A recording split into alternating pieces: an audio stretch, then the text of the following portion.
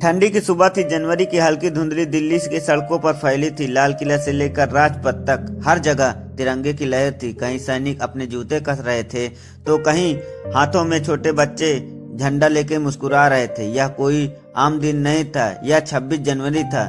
वह दिन जब भारत ने खुद को सिर्फ आजाद ही नहीं बल्कि आत्मनिर्भर और लोकतांत्रिक राष्ट्र घोषित किया था। किसान के आंखों में कुछ अलग ही चमक थी। वह अपने पोते को हाथ पकड़कर परेड देखने आया था। पोते मासूमियत से बोला, दादाजी आज इतना सब क्यों हो रहा है? किसान ने गहरी सांस ली और कहा, बेटा आज भारत का जन्मदिन हुआ था।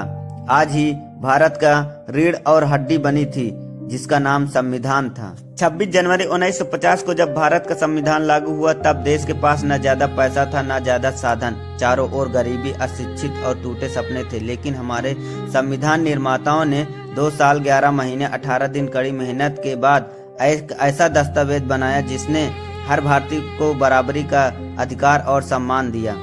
यह केवल कागज नहीं था, उन मजदूरों के पसीने का सम्मान था जो दिन रात मेहनत करते, उन किसानों की उम्मीद थी जो सूखी जमीन में हरियाली उगाने का हौसला रखते थे। आज का भारत केवल शहरों की ऊंची इमारतें तक सीमित नहीं है। आज का भारत जैसे सुबह 4 बजे किसान उठता है, धूप में मजदूर ईंटा ढोता है, रात भर पढ़ने वाला छात्र, सीमा पर खड़ा रहने वाला जवान, ये सब मिलकर भारत को आगे बढ़ाते हैं। भारत में गरीबी और संघर्ष किया, भारत ने अशिक्षित से लड़ना सीखी और भारत विश्व का 5वीं सबसे अर्थव्यवस्था बन चुका है। भारत की तरक्की सिर्फ सपना नहीं हकीकत है। चंद्रयान के जरिए चांद तक पहुंचाया गया, डिजिटल इंडिया गांव-गांव इंटरनेट पहुंचाया गया। मेक इन इंडिया दुनिया को बता रहा है भारत अब खरीदारी नहीं निर्माता भी है। स्टार्टअप इंडिया युवाओं को नौकरी मांगने वाला नहीं नौकरी देने वाला बना रहा है। कभी जिस देश में मदद की जरूरत थी आज वही भारत दुनिया के वैक्सीन, टेक्नोलॉजी और टैलेंट दे रहा है।